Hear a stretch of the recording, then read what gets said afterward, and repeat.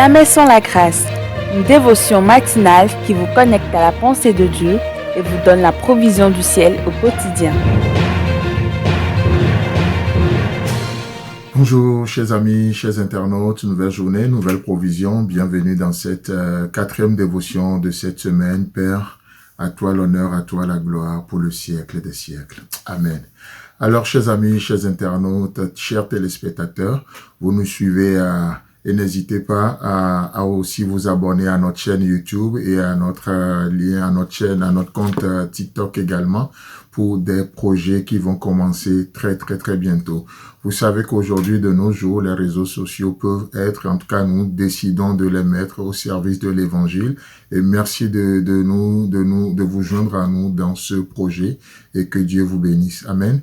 Alors ce matin, nous continuons notre aventure dans 2 Rois chapitre 7 et le verset 9, comme on avait lu hier. Puis ils se dirent l'un dans l'autre. Il est question des 4 lépreux. Nous n'agissons pas bien. Cette journée est une journée de bonnes nouvelles. Je vais juste m'arrêter là pour ce matin. Donc, nous avions vu déjà l'expression « cette journée est une journée de bonnes nouvelles ». Hier, nous voyons cette expression « nous n'agissons pas bien ». Cette courte phrase, mais remplie d'interrogations. Et donc, on a vu que cette expression ou cette phrase, c'est le résultat d'un examen de conscience, n'est-ce pas? Ce à quoi nous sommes appelés. Dieu nous a appelés à cet examen de conscience-là. Et les lépreux sont arrivés à cette conclusion qu'ils n'agissent pas bien. N'est-ce pas, cet examen de conscience dont la Bible nous appelle également aussi ce matin, puisqu'elle déclare dans 2 Rois, plutôt dans 2 Corinthiens chapitre 13, le verset 5. 2 Corinthiens chapitre 13, le verset 5. Examinez-vous vous-même. Examinez-vous vous-même pour savoir si vous êtes dans la foi. Éprouvez-vous vous-même.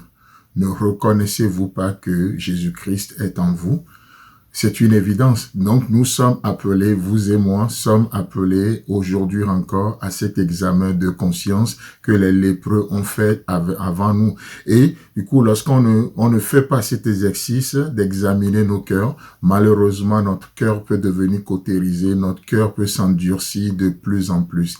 Déjà, peu sont favorables à cet examen de conscience.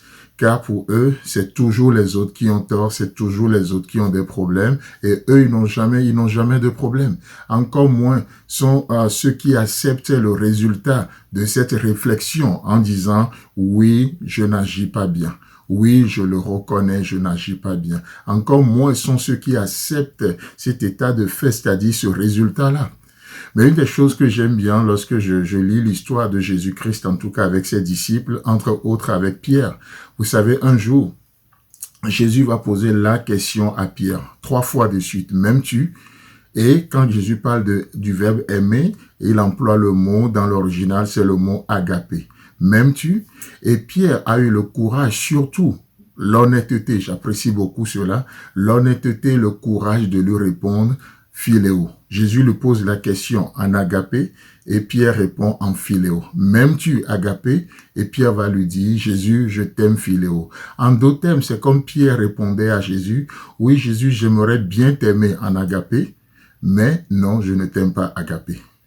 Je ne t'aime pas. Et vous savez quoi? Waouh, c'est vraiment honnête parce que combien de personnes mettent de maquillage, combien de personnes se voilent aujourd'hui, se cachent derrière l'hypocrisie et ils se déguisent. Et Dieu dit non, soyez vrais, soyez authentiques, soyez honnêtes. Et Pierre a eu le courage, surtout ça, le courage de dire non Jésus, je ne t'aime pas. Je ne t'aime pas agapé, mais je fais de mon mieux, Seigneur. Voici ce que je peux faire, c'est ce que je suis en train de faire. Et vous savez quoi? Jésus va lui confier son église. Il va lui dire, paie mes brebis. Vous savez, Dieu ou Jésus-Christ n'a pas confié l'église à des gens, je dirais, qui n'ont pas de défaut. Mais non. Tout ce que Dieu a utilisé dans leur génération, qu'est-ce qui se passe? Dieu a pu faire cela parce que, pas forcément qu'ils sont parfaits, loin de là, ni ils sont forts, mais parce que ces gens-là reconnaissent continuellement leur incapacité et par ricochet, la capacité de Dieu qui a fait la promesse de continuer simplement avec nous. Dieu n'a pas utilisé ces gens-là parce qu'ils sont des extraterrestres ou ils sont extraordinaires. Non, mais ce sont des gens qui continuellement reconnaissent leurs limites. Vous voyez, leurs limites. Ainsi, ils sont conscients de l'omniscience, l'omniprésence de Dieu dans leur vie. Pas besoin d'avoir des services secrets dans l'église pour espionner les uns les autres. Non. Seigneur, nous sommes limités. Tout ce que nous pouvons faire, c'est ce que nous faisons. Et qu'est-ce que Jésus va dire à Pierre? Paix mes brebis. Paix mes brebis. Tu es faible, mais tu reconnais ma force. Alors vas-y. Chers amis, chers internautes, que Dieu vous bénisse. Si vous avez aimé cette émission, parlez-en à vos amis. Parlez-leur du message de la grâce et de ce qu'il fait dans vos vies. Pour un sujet de prière, une question ou pour devenir partenaire, contactez-nous au 00229 94 75 80 20. Que Dieu vous bénisse et à la prochaine. En attendant, pensez avec Dieu.